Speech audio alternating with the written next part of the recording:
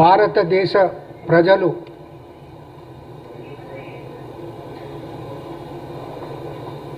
నిన్న జరిగిన రిజల్ట్స్ ద్వారా తమలో ఉన్న చైతన్యాన్ని, ప్రజాస్వామ్య స్ఫూర్తిని యావత్ ప్రపంచానికి చాటి చెప్పటం జరిగింది. వారికి శిరస్సు వహించి నమస్కరిస్తున్నామనే మాట చెప్తా ఉన్నాను. 2014లో బీజేపీకి 282 సీట్లు వస్తే 2019లో 303 సీట్లు వచ్చినాయి. ఇప్పుడు 2024 ఎన్నికల్లో వారికి 240 సీట్లు మాత్రమే రావడం జరిగింది. ఎన్డీఏ సీట్లను చూసుకుంటే 2014లో 336 వస్తే 2019లో 353.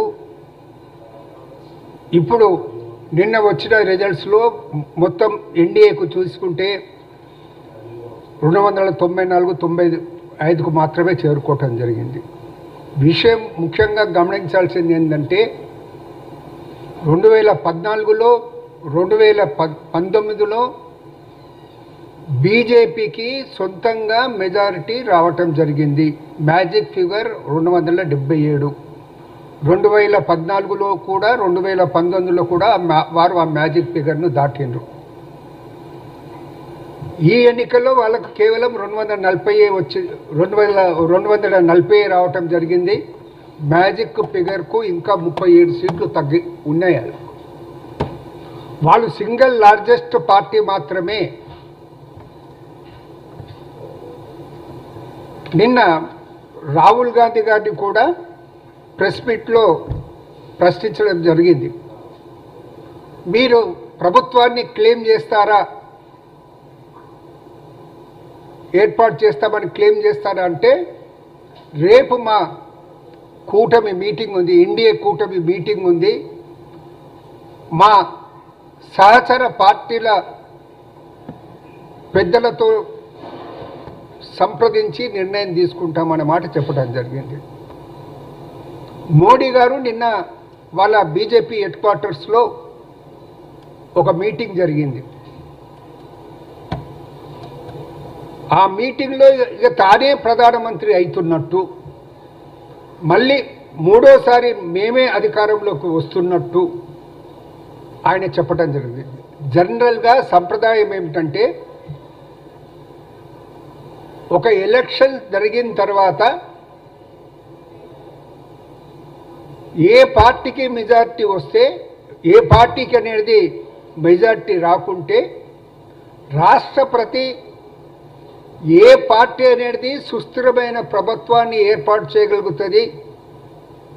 సింగిల్ లార్జెస్ట్ పార్టీ అయితే సింగిల్ లార్జెస్ట్ పార్టీ, అదేవిధంగా సింగిల్ లార్జెస్ట్ పార్టీ కాకుండా వేరే పార్టీని కూడా అవి సుస్థిరమైన ప్రభుత్వాన్ని ఏర్పాటు చేసే పరిస్థితులు వారిని కూడా ఆహ్వానించే పరిస్థితి అనేది ఉంటుంది ప్రభుత్వం ఏర్పాటుకు ప్రయత్నం చేయమని. మొన్న కొందరు మేధావులు కూడా ఎలక్షన్ కమిషన్కు, రాష్ట్రపతికి కూడా వాళ్ళు రిప్రజెంటేషన్ చేయటం జరిగింది. ఒకవేళ హంగ్ ప్రభుత్వం ఏర్పడితే మీరులే సొంతంగా దేశ భవిష్యత్తును దృష్టిలో పెట్టుకొని నిర్ణయం తీసుకోవాలన్న మాట వారికి విజ్ఞప్తి చేయటం జరిగింది. ఎన్డీఏ కూటమిలో ఉన్నవారు అందరూ ఒకవేళ సపోర్ట్ చేస్తే బహుశా ఎన్డీఏ ప్రభుత్వం ఏర్పడవచ్చు. కానీ విత్ ఇన్ ది బీజేపీ పార్లమెంటులో పార్టీలో కూడా మోడీనే తమ నాయకుడిగా ఎన్నుకుంటారా లేదా అనేది ఇంకా ప్రశ్నార్థకమే. ఎన్డీఏ కూటమిలో కూడా ఇప్పుడు కొత్తగా అటు నితీష్ కుమార్ గారు, ఇటు టీడీపీ నుండి చంద్రబాబు గారు కూడా అందులో చేరుతున్నారు. ఆ ఎన్డీఏ కూటమిలో వీరి పాత్ర ఏమిటి, వారి నిర్ణయం ఏమిటి ఆలోచించాల్సిన అవసరం ఉంది. ఒక మాట మాత్రం మీకు మనవి చేస్తూ ఉన్నాను, బీజేపీకి మెజార్టీ రాకపోవటంతో దేశానికి ఒక పెనుగండం తప్పింది. బీజేపీకి మెజార్టీ రాకపోవడంతో దేశానికి ఒక పెనుగండం తప్పింది. మోడీ అమిత్ షాలు ఏదైతే విష ప్రచారం ఎన్నికల సమయంలో దేశవ్యాప్తంగా చేయటం జరిగిందో, ప్రజలు ఏదైతే ఆందోళనలో పడటం జరిగిందో, రేపు మళ్ళీ బీజేపీకి మెజార్టీ వచ్చి మళ్ళా మోడీయే ప్రధానమంత్రి అయితే ఈ దేశం పరిస్థితి ఏమిటనేది ఆలోచన చేశారో, ఆందోళన పడ్డారో వారికి కొద్దిగా ఊరట కలిగింది నిన్నటి ఫలితాలన్నమాట సుస్పష్టం. అది 400 ఫార్ నినాదంతో ప్రచారం చేసినప్పుడు బీజేపీ వారు, మోడీ, అమిత్ షాలు మేము అధికారంలోకి రాగానే మేము కామన్ సివిల్ కోడ్ను ఇంప్లిమెంట్ చేస్తామన్న మాట చెప్పడం జరిగింది. మోడీ, అమిత్ షాలు ప్రతి మీటింగ్లో కూడా ముస్లిం రిజర్వేషన్లను మేము వెంబడే రద్దు చేస్తామనే మాట చెప్పడం జరిగింది. రద్దు చేసి వేరే వర్గాల వారికి కేటాయిస్తామన్న మాట చాలా స్పష్టంగా మన ఈవెన్ తెలంగాణలో కూడా చాలా సమావేశాల్లో చెప్పడం జరిగింది.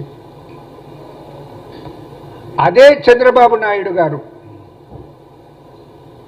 మోడీతో కలిసిన తర్వాత కూడా ఆంధ్రప్రదేశ్లో ఎన్నికల ప్రచారంలో వారు చెప్పడం జరిగింది, మేము అధికారంలోకి వస్తే ముస్లిం రిజర్వేషన్స్ను రద్దు చేయము, అవి అట్లనే కొనసాగుతాము అన్నమాట వారు చెప్పడం జరిగిందన్న విషయాన్ని మనం గమనించాల్సినటువంటి అవసరం ఉంది. మోడీ ఎజెండాకు ఎన్డీఏ కూటమిలోని సభ్యులు, పార్టీలు ఒప్పుకుంటారా లేదా అనేది మొదటి క్వశ్చన్ మార్క్.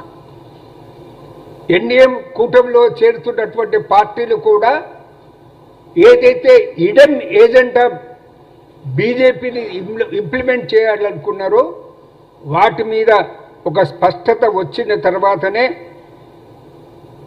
వారు అనేది మోడీకి కానీ, బీజేపీకి కానీ, ఎన్డీఏకి కానీ సపోర్ట్గా పోవాలనే మాట కాంగ్రెస్ పార్టీ తరఫున మేము విజ్ఞప్తి చేస్తూ ఉన్నాం. Thank you. Like, share, subscribe.